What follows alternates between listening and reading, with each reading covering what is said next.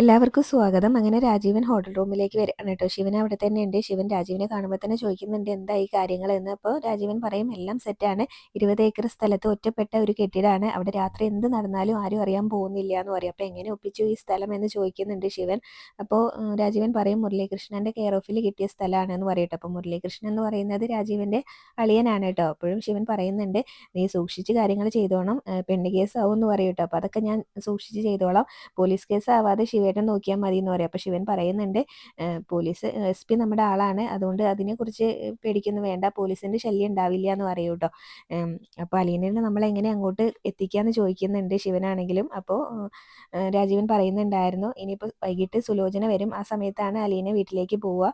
അപ്പോൾ ഗോവർദ്ധനാണ് അവളെ വീട്ടിൽ കൊണ്ടുവിടാനുള്ള ചുമതല ഏൽപ്പിച്ചിട്ടുള്ളത്. ആ സമയത്ത് ശിവേട്ടൻ ഗോവർദ്ധനെ ഇങ്ങോട്ടൊന്ന് വിളിച്ചാൽ മതി, എന്തെങ്കിലും കാര്യം പറഞ്ഞ്. പിന്നെ അവൾക്ക് ഓട്ടോ പിടിച്ചോ ബസ് പിടിച്ചോ പോവേണ്ടി വരും. ആ സമയത്ത് നമ്മുടെ ആളുകൾ അവളെ അവിടെ നിരീക്ഷിച്ചുകൊണ്ട് നിൽക്കുന്നുണ്ട്, അവർ ബാക്കി നോക്കിക്കോളും എന്നാട്ടോ പറയുന്നത്. ഇനിയിപ്പോൾ രാത്രി ഇരെ വന്ന് നമ്മുടെ കെണിയിൽ വീണാൽ മതി എന്നും കൂടെ പറയുന്നുണ്ട്. പിന്നീട് ഹോസ്പിറ്റലാണ് കാണിക്കുന്നത്. അലീനയാണെങ്കിലും നേഴ്സാണെങ്കിലും രണ്ടുപേരും കൂടെ ക്ലീൻ ചെയ്ത് കൊടുക്കുകയാണ് കേട്ടോ. വൈജയന്തിക്ക് അതൊന്നും ഇഷ്ടപ്പെടുന്നൊന്നുമില്ല.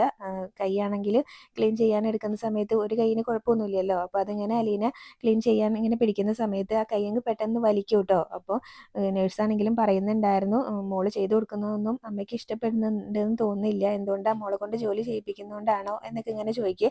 എന്നാൽ ഇനി മോളെ കൊണ്ട് ജോലി ചെയ്യിപ്പിക്കുന്നില്ല, ആ ജ്യൂസ് ഒന്ന് എടുത്ത് കൊടുക്കാവോ എന്ന് ചോദിക്കട്ടോ. എന്നിട്ട് നേഴ്സാണ് കേട്ടോ പിന്നീട് കൈയൊക്കെ ക്ലീൻ ചെയ്ത് കൊടുക്കുന്നത്. അപ്പോൾ വൈജയന്തിക്ക് കുഴപ്പമൊന്നുമില്ല. അലീന കൈ പിടിച്ചപ്പോൾ കൈ പെട്ടെന്ന് അങ്ങ് വലിക്കുന്നുണ്ട് കേട്ടോ. ഇതൊക്കെ കാണുമ്പോൾ അലീനയ്ക്ക് നല്ല സങ്കടമാവുന്നുണ്ട്. ഇതൊരു തരം വാശിയാണെന്നൊക്കെ അലീന പറയുകയും ചെയ്യുന്നുണ്ട് കേട്ടോ. പിന്നീട് അവിടെ ഉണ്ടായിരുന്ന നേഴ്സ് അലീനയോട് പറയുന്നുണ്ടായിരുന്നു എന്തായാലും അമ്മയ്ക്ക് ഇങ്ങനെ മോളെ കൊണ്ട് ജോലി എടുപ്പിക്കുന്നതല്ലേ ഇഷ്ടമില്ലാത്തതുള്ളൂ, എന്നാൽ ആ ജ്യൂസ് ഒന്ന് എടുത്ത് കൊടുക്കുമോ എന്ന് ചോദിക്കും. അപ്പോൾ അലീന ജ്യൂസ് എടുത്തിട്ട് വൈജയന്തിക്ക് കൊടുക്കുന്ന സമയത്ത് അതും കുടിക്കുന്നില്ല കേട്ടോ. സ്ട്രോ വെച്ചിട്ടൊക്കെയാണ് കൊടുക്കുന്നത്, പക്ഷേ കുടിക്കുന്നേ ഇല്ല. അപ്പോൾ അതും നേഴ്സ് കണ്ടുകൊണ്ടിരിക്കുകയാണല്ലോ. പിന്നീട് അലീനയുടെ കയ്യിൽ നിന്ന് നേഴ്സ് വാങ്ങിച്ച് കൊടുക്കുന്ന സമയത്ത് കുടിക്കുകയും ചെയ്യുന്നുണ്ട് കേട്ടോ.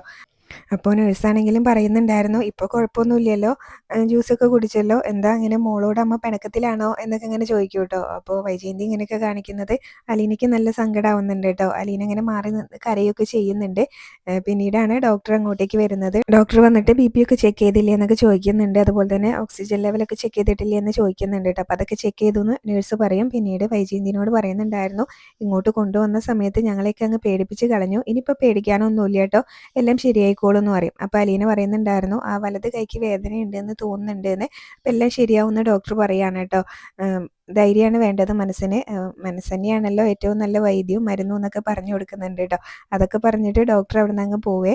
പിന്നീട് അലീനയാണെങ്കിലും വൈജയന്തിനെ നോക്കിയിട്ട് പോകാനായിട്ട് ഇങ്ങനെ ഇറങ്ങോട്ടോ. വൈജയന്തിക്ക് നല്ല ദേഷ്യം കേട്ടോ, അലീനേനെ ഇങ്ങനെ തുറച്ചൊക്കെ നോക്കുന്നുണ്ട്. അലീന ഇറങ്ങുമ്പോൾ സുലോചന അവിടെ ഇരിക്കുന്നുണ്ടായിരുന്നു. അപ്പോൾ സുലോചനയും ചോദിക്കുന്നുണ്ട് എന്താ ഇത്ര വൈകിയതെന്ന്, ഇനി പാൻറ്റി കയറിക്കോ എന്ന് പറയും. ഗോവർദ്ധൻ അങ്കിൾ എവിടെയെന്ന് ചോദിക്കുമ്പോൾ ഗോവർദ്ധൻ ഇപ്പോൾ പുറത്തേക്ക് പോയി എന്ന് തോന്നുന്നുണ്ട് എന്ന് പറയും. അപ്പോഴാണ് കേട്ടോ ബാലേന്ദ്രൻ വിളിക്കുന്നത്. അപ്പോൾ അലീന നീ എവിടെയാണ് പോകുന്നില്ലേ, എത്ര സമയമായി, കുറച്ച് നേരത്തെ ഇറങ്ങണ്ടേ എന്നൊക്കെ ചോദിക്കും കേട്ടോ. ഇനിയിപ്പോൾ നീ എങ്ങനെയാണ് വരുന്നതെന്ന് ചോദിക്കും. അപ്പോൾ ഗോവർദ്ധൻ അവിടെ ഇല്ലേ, ഗോവർദ്ധനോട് കൊണ്ടുവിടാൻ പറയുമെന്ന് പറയുമ്പോൾ ഗോവർദ്ധൻ അങ്കിൾ ഇപ്പോൾ പുറത്തേക്ക് പോയി എന്നാണ് സുലോചന ആൻറ്റി പറഞ്ഞത്, ഞാനൊന്ന് നോക്കട്ടെ എന്ന് പറയും കേട്ടോ.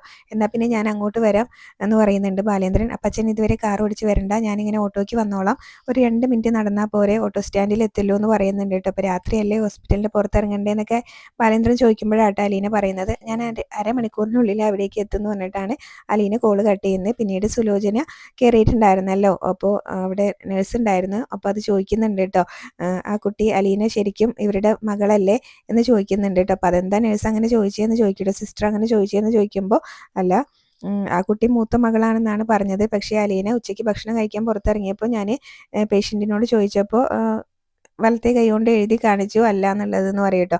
അപ്പോൾ സുലോചനയാണെങ്കിലും പറയുന്നുണ്ടായിരുന്നു അത് ഇങ്ങനെ ഇവരുടെ കല്യാണം കഴിയുന്ന സമയത്ത് തന്നെ അലീന ഉണ്ടായിരുന്നു. അപ്പോൾ നഴ്സ് പറയുന്നുണ്ടായിരുന്നു അപ്പോൾ 2ാം വിവാഹമാണല്ലേ, അപ്പോൾ അലീനയുടെ അമ്മ എവിടെയെന്ന് ചോദിക്കുന്നുണ്ട് കേട്ടോ. അപ്പോൾ അത് മരിച്ചു പോയി എന്ന് സുലോചന പറയുന്നുണ്ട്. അപ്പോൾ 2ാം അമ്മ പോരാണല്ലേ, 2ാം അമ്മ പോരൊന്നും സഹിക്കാൻ പറ്റില്ല, അമ്മായിമ്മ പോരും നാത്തൂൻ പോരൊക്കെ പിന്നെയും സഹിക്കാം, അതാണ് 2ാം അമ്മയുടെ പോരാണ് സഹിക്കാൻ പറ്റാത്തത് എന്നൊക്കെ പറയുന്നുണ്ട് കേട്ടോ. അപ്പോൾ ആ കുട്ടിയാണെങ്കിൽ എല്ലാം ചെയ്യാൻ റെഡി ആയിട്ട് നിൽക്കുകയാണ്. അതാണെങ്കിൽ GDA കോഴ്സ് പഠിച്ചതുമാണ്, പക്ഷെ ഒന്നും ഒന്നും ചെയ്തു കൊടുക്കാൻ ഇങ്ങനെ പേഷ്യൻ്റ് സമ്മതിക്കുന്നില്ല, ഭയങ്കര വെറുപ്പാണ് ആ കുട്ടീനോട് എന്ന് പറയൂ കേട്ടോ. അപ്പോൾ സുലോചനയും പറയുന്നുണ്ടായിരുന്നു അവളെല്ലാം ചെയ്തു കൊടുക്കും, വീട്ടിലെ ജോലിയെല്ലാം അവൾ തന്നെയാണ് ചെയ്യുന്നത് എന്നൊക്കെ ഇങ്ങനെ പറയുന്നുണ്ടായിരുന്നേ ചിലർക്ക്. അപ്പോൾ സിസ്റ്റർ പറയും കല്യാണം കഴിഞ്ഞിട്ട് ഇത്രയും വർഷമായില്ലേ എന്നിട്ടും ദേഷ്യം വെറുപ്പൊന്നും പോയില്ലേ എന്ന്. ചിലർക്ക് അങ്ങനെയാണ്, ദേഷ്യം തോന്നി കഴിഞ്ഞാൽ പിന്നെ അതങ്ങ് പോകാൻ ഇത്തിരി പാടാണെന്നൊക്കെ പറയൂ കേട്ടോ. പിന്നെ അത് കഴിഞ്ഞ് സിസ്റ്റർ ആണെങ്കിലും പറയുന്നുണ്ടായിരുന്നു ഇങ്ങനെ സാറിനോട് പിണങ്ങി രാത്രി 1:30 ഇങ്ങനെ വണ്ടിയെടുത്ത് ഇറങ്ങിയപ്പോഴാണ് ഈ ഒരു ആക്സിഡൻറ്റ് ഉണ്ടായെന്നാണ് ഇവിടെ എല്ലാവരും പറഞ്ഞു കേട്ടത്. അപ്പോൾ ആ 1:30 ഇങ്ങനെ കാറും എടുത്തിട്ട് ഇറങ്ങിപ്പോണെങ്കിൽ അത്യാവശ്യം ധൈര്യം വേണമല്ലോ, കുറച്ച് തൻ്റെയിടം വേണമല്ലോ എന്ന് പറയുമ്പോൾ ആ ചേച്ചിക്ക് പണ്ടേ കുറച്ച് തൻ്റെയിടം കൂടുതലാണെന്ന് സുലോചനയും പറയുന്നുണ്ട് കേട്ടോ. എന്നിട്ട് പറയുന്നുണ്ടായിരുന്നു ബാലേന്ദ്ര സാറ് ആളൊരു പാവാണെന്ന് തോന്നുന്നുണ്ട്, നല്ല പെരുമാറ്റമാണ് സാറിൻ്റെ, ഞങ്ങൾ സ്വർണം വാങ്ങിക്കാനൊക്കെ ഉണ്ടെങ്കിൽ സാറിൻ്റെ കടയിൽ നിന്നാണ് വാങ്ങിക്കാറുള്ളത്, ഞങ്ങളൊക്കെ ചെല്ലുമ്പോൾ നല്ല പെരുമാറ്റമാണ് എല്ലാവരോടും എന്നൊക്കെ ഇങ്ങനെ പറയുന്നുണ്ട് കേട്ടോ. അപ്പോൾ സുലോചനയും പറയും ഏട്ടൻ്റെ ഇത് അതേ അങ്ങനെ തന്നെയാണ് എന്നൊക്കെ ഇങ്ങനെ പറയുന്നുണ്ട് കേട്ടോ. അപ്പോൾ വൈജയന്തിനെ കേൾക്കുകയാണല്ലോ അതെല്ലാം പറയുന്നത്. ഇപ്പോൾ വൈജയന്തിക്ക് അത്രയ്ക്ക് അങ്ങ് ഇഷ്ടപ്പെടുകയൊന്നും ചെയ്യുന്നില്ല കേട്ടോ. പിന്നീട് ഹോസ്പിറ്റലിലും അലീനോട് ഭയങ്കര വെറുപ്പും ദേഷ്യമൊക്കെ കാണിക്കുന്നുണ്ടല്ലോ. അപ്പോൾ അത് കാണുമ്പോൾ തന്നെ സിസ്റ്റർ പറയുന്നുണ്ടായിരുന്നു ഹോസ്പിറ്റലിൽ ഇങ്ങനെയാണെങ്കിൽ അപ്പോൾ വീട്ടിൽ എന്തായിരിക്കും ആ കുട്ടീനോട് കാണിക്കുന്നതെന്നൊക്കെ പറയുന്നുണ്ട് കേട്ടോ, പാവം എന്നൊക്കെ ഇങ്ങനെ പറയുന്നുണ്ട്. പിന്നീട് ബാലേന്ദ്രനാണെങ്കിൽ കൃഷ്ണമോളെ വിളിച്ചിട്ട് ചോദിക്കുന്നുണ്ട് കേട്ടോ, മോളെ അലീന വന്നില്ലേ എന്ന് ചോദിക്കും. ചേച്ചി ഇതുവരെ വന്നിട്ടില്ല എന്ന് കൃഷ്ണമോള് പറയുകയും ചെയ്യുന്നുണ്ട്. അപ്പോൾ ബാലേന്ദ്രനാണെങ്കിലും പറയുന്നുണ്ടായിരുന്നു അവളിപ്പോൾ പോന്നിട്ട് അരമണിക്കൂറായല്ലോ, ഇവിടെ എത്തേണ്ട സമയം കഴിഞ്ഞല്ലോ എന്ന് പറയും. അപ്പോൾ കൃഷ്ണ പറയുന്നുണ്ട് അച്ഛൻ ചേച്ചീനെ ഒന്ന് വിളിച്ചു നോക്കുന്നത്. അങ്ങനെ വിളിച്ചു നോക്കുന്ന സമയത്ത് ഫോൺ സ്വിച്ച് ഓഫ് ആണ് കേട്ടോ. അപ്പോൾ ബാലേന്ദ്രനാണെങ്കിലും കൃഷ്ണമോളോട് പറയുന്നുണ്ട് സ്വിച്ച് ഓഫ് ആണെന്നാണ് പറയുന്നത്. അപ്പോൾ ചേച്ചി ഒരിക്കലും ഫോൺ സ്വിച്ച് ഓഫ് ചെയ്ത് വെക്കില്ല, പിന്നെ അത് പുതിയ ഫോണല്ലേ പെട്ടെന്നൊന്നും അങ്ങനെ ചാർജ് തീരുകയും ചെയ്യില്ലല്ലോ എന്നൊക്കെ ഇങ്ങനെ പറയൂ കേട്ടോ. അപ്പോഴേക്കും ബാലേന്ദ്രനാകെ ടെൻഷൻ ആവാൻ തുടങ്ങി. പിന്നീട് ഗോവർദ്ധനെ വിളിക്കുന്നുണ്ട് കേട്ടോ. ഗോവർദ്ധനെ വിളിച്ചിട്ട് അലീന അവിടെ ഉണ്ടോ എന്ന് ചോദിക്കും. അപ്പോൾ ഗോവർദ്ധനും പറയുന്നത് അലീന പോന്നിട്ട് അരമണിക്കൂറായി എന്നാണ് കേട്ടോ.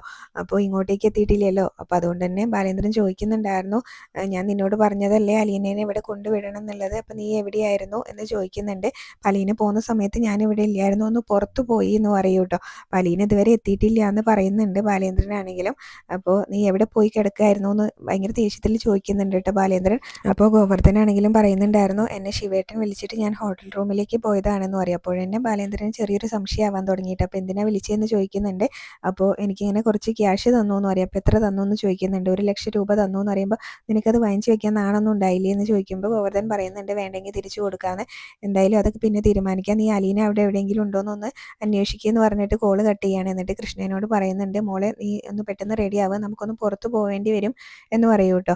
അപ്പോൾ അലീന ഇപ്പോൾ ഇവിടെ 4 തവണ എത്തേണ്ട സമയം കഴിഞ്ഞു എന്ന് പറയും. പിന്നീട് ബാലേന്ദ്രൻ റെഡി ആയിട്ട് പുറത്തേക്ക് ഇറങ്ങിയിട്ട് ആദ്യം വിളിച്ചിട്ട് അലീന എവിടെയെന്നാട്ടോ ചോദിക്കുന്നത്. അപ്പോൾ നീയല്ലേ അവളുടെ ലോക്കൽ ഗാർഡിയൻ, ഞാനൊന്നും അല്ലല്ലോ, നീ അവളെ എന്നെ കാവലേൽപ്പിച്ചിട്ടൊന്നും അല്ലല്ലോ പോയത്, അപ്പോൾ അവളെ എവിടെയെന്നൊന്നും എനിക്കറിയില്ല എന്നൊക്കെ പറഞ്ഞ് ഭയങ്കര തർക്കുത്തരാട്ടോ പറഞ്ഞുകൊണ്ടിരിക്കുന്നത് ബാലേന്ദ്രൻ ചോദിക്കുന്നതിനൊക്കെ. അപ്പോൾ ബാലേന്ദ്രൻ പറയുന്നുണ്ടായിരുന്നു നിങ്ങളറിയാതെ അവൾക്കൊന്നും സംഭവിക്കില്ല, അതുകൊണ്ടാണ് നിങ്ങളെ വിളിച്ച് ഞാൻ ചോദിച്ചത്, ഞാൻ നേരെ പോലീസ് സ്റ്റേഷനിലേക്കാണ് പോകുന്നത്, അപ്പോൾ അത് ചോദിച്ചത് എൻ്റെ മര്യാദയാണ് എന്നൊക്കെ പറയുമ്പോൾ നീ കൊണ്ടുപോയി കേസ് എടുക്കുക, നമുക്ക് കോടതിയിലോ സ്റ്റേഷനിലോ എവിടെ എന്ന് വെച്ചാൽ കാണാമെന്നൊക്കെയാണ് കേട്ടോ ശിവൻ ഇങ്ങനെ പറയുന്നത്. അപ്പോൾ നിങ്ങളിങ്ങനെ തീക്കൊള്ളി കൊണ്ടാണ് തല ചൊറിയുന്നത് എന്ന് ബാലേന്ദ്രനാണെങ്കിലും പറയുന്നുണ്ട്. ഇനിയിപ്പോൾ എൻ്റെ മകൾക്ക് എന്തെങ്കിലും സംഭവിച്ചിട്ടുണ്ടെങ്കിൽ നിങ്ങൾ ഗൾഫിലേക്കല്ല പോവുക, പരലോകത്തിലേക്കായിരിക്കും എന്നൊക്കെ പറഞ്ഞിട്ടാട്ടോ ബാലേന്ദ്രൻ കോള് കട്ട് ചെയ്ത ശേഷം ശിവനാണെങ്കിലും പറയുന്നുണ്ടായിരുന്നു അവനാരാ എന്നെ പരലോകത്തിലേക്ക് അയക്കാൻ, കാലനാണോ എന്നൊക്കെ ഇങ്ങനെ ഭയങ്കര ദേഷ്യത്തിൽ ഇങ്ങനെ ഒറ്റയ്ക്ക് നിന്ന് സംസാരിക്കുകയും ചെയ്യുന്നുണ്ട് കേട്ടോ. പിന്നീട് ബാലേന്ദ്രനാണെങ്കിലും ആകെ ടെൻഷൻ ആവാൻ തുടങ്ങി. എന്നിട്ട് കൃഷ്ണനോട് പറയുന്നുണ്ടായിരുന്നു മോളെ നീ ഗോവർദ്ധനെ ഒന്ന് വിളിക്കുകയെന്ന് പറയും കേട്ടോ, നിന്റെ കയ്യിൽ ഫോണില്ലേ ഗോവർദ്ധനെ ഒന്ന് വിളിക്കുകയെന്ന് പറയും. അപ്പോൾ കൃഷ്ണയാണെങ്കിലും ഗോവർദ്ധനെ വിളിക്കുന്നുണ്ട് കേട്ടോ, പക്ഷേ റിങ് ചെയ്യുന്നുണ്ട്, ഗോവർദ്ധൻ കോളൊന്നും എടുക്കുന്നില്ല. അത് കഴിഞ്ഞ് പിന്നീട് അലീനയെ ആണെങ്കിലും ആരുമില്ലാത്ത ആ കെട്ടിടത്തിൽ കൊണ്ട് തള്ളുന്നുണ്ട് കേട്ടോ. ഏതോ ഒരു റൂമിൽ കുറേ സാധനങ്ങളൊക്കെ വെച്ചിട്ടുണ്ട്. അപ്പോൾ അതിലിങ്ങനെ വായൊക്കെ ഇങ്ങനെ മൂടി കയറ്റിയിട്ടുണ്ട്, എന്നിട്ടാണ് അവിടെ കൊണ്ട് തള്ളുന്നത്. ഇത്രയും കാണിച്ചുകൊണ്ടാണ് ഇന്നത്തെ എപ്പിസോഡ് അവസാനിച്ചത്. പിന്നെ പ്രൊമോ കാണിക്കുന്നുണ്ടായിരുന്നു ബാലേന്ദ്രൻ്റെ അളിയനുണ്ടല്ലോ SCO ACO ആരോ ഒരാൾ, അപ്പോൾ അയാളോട് കാര്യങ്ങളൊക്കെ പറയുമ്പോൾ അയാൾ പറയുന്നുണ്ട് പോലീസ് കേസ് ആയിട്ടുണ്ടെങ്കിൽ ഇതിൽ നിന്ന് ഊരിപ്പോരാൻ കുറച്ച് പാടുപെടുന്നു. പിന്നെ മനുവിനെ വിളിച്ചിട്ട് ബാലേന്ദ്രൻ കാര്യം പറയുന്നുണ്ട് കേട്ടോ, അലീനയെ കാണാനില്ല എന്ന്. അപ്പോൾ അലീനയെ കാണാനില്ല എന്നൊന്നിങ്ങനെ മനു ചോദിക്കും. അപ്പോൾ നിൻ്റെ അച്ഛനും കൊച്ചച്ഛനൊക്കെ ഇതിൽ കൈയുണ്ടെന്ന് ബാലേന്ദ്രൻ പറയും. പിന്നീട് മനു അവരോട് ചെന്ന് ചോദിക്കുന്നുണ്ട് കേട്ടോ. അപ്പോൾ അവർ സ്വാഭാവികമായിട്ടും അറിയില്ല എന്ന് തന്നെയാവും പറയുന്നത്. അലീന ഇതുവരെ വീട്ടിലെത്തിയിട്ടില്ല, 7 മണിക്ക് അവൾ ഹോസ്പിറ്റലിൽ നിന്ന് ഇറങ്ങിയതാണ് എന്ന് പറയുന്നുണ്ട്. എന്തായാലും മനു പറയുന്നുണ്ട് അവരോട് രാത്രി തന്നെ ലീനനെ കണ്ടെത്തുമെന്ന് പറഞ്ഞിട്ടാട്ടോ അവിടുന്ന് അങ്ങ് ഇറങ്ങി പോരുന്നത്.